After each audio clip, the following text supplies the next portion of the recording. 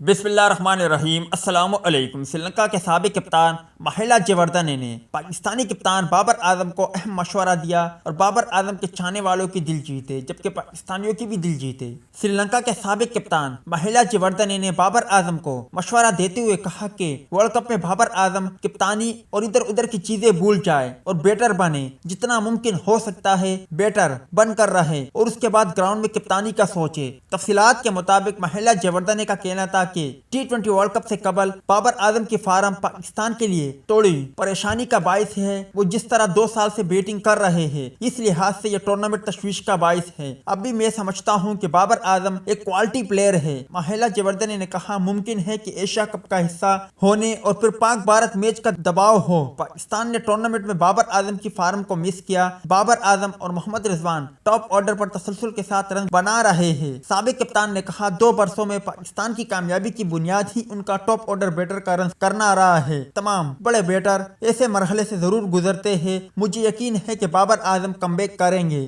ان کا come back مضبوط طریقے سے ہوگا اور جب بابر اعظم کم بیک کرے گا تو بابر اعظم بہت ہی تیزی سے اور بہت ہی مضبوط طریقے سے کم بیک کرے گا۔